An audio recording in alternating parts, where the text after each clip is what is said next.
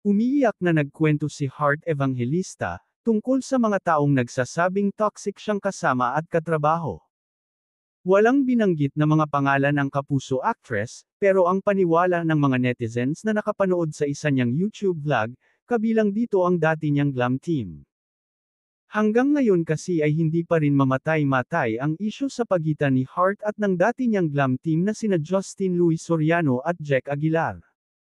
Nabuhay muli ang isyu sa kanila nang hindi makalipad sina Justin at Jack patungong Dubai, para samahan ang kanilang bagong client na si Pia Wurtzbach.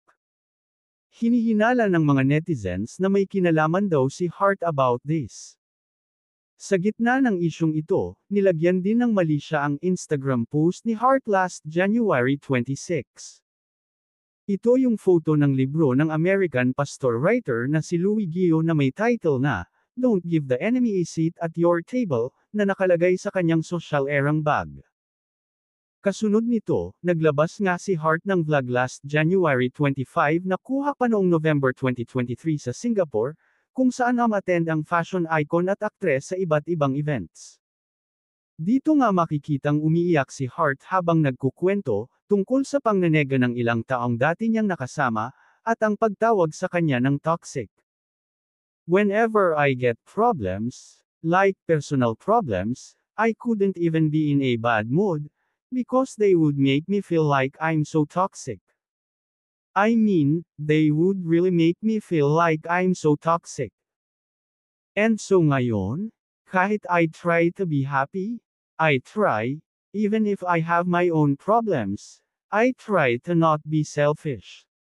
But I'm only human and I'm really tired.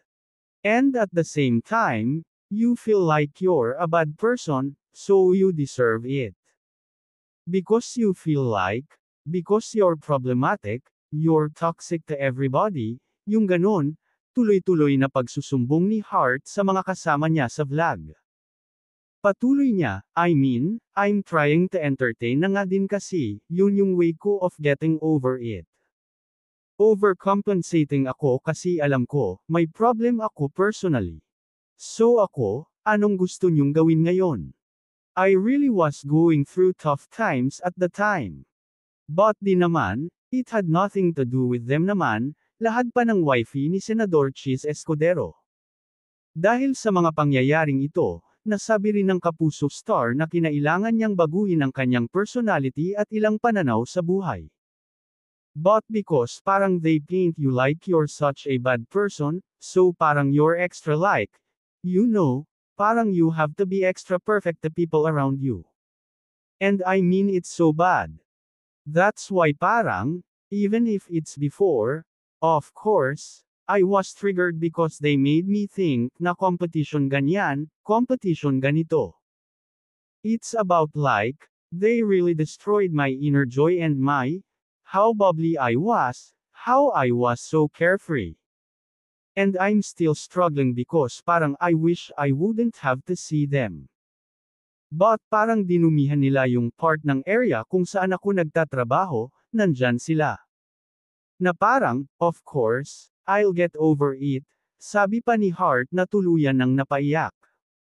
Mas lalo pa raw siyang nagdamdam, nang tanggalin ng mga dati niyang kasama ang mga collaboration projects nila sa Instagram.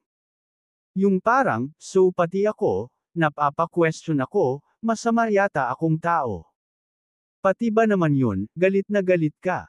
Ganon ba ako kasamang tao? Ano bang ginawa ko?" Isang kasama ni Heart sa vlog ang nagsabing meron siyang power to choose kung sino ang gusto niyang tanggalin sa buhay niya.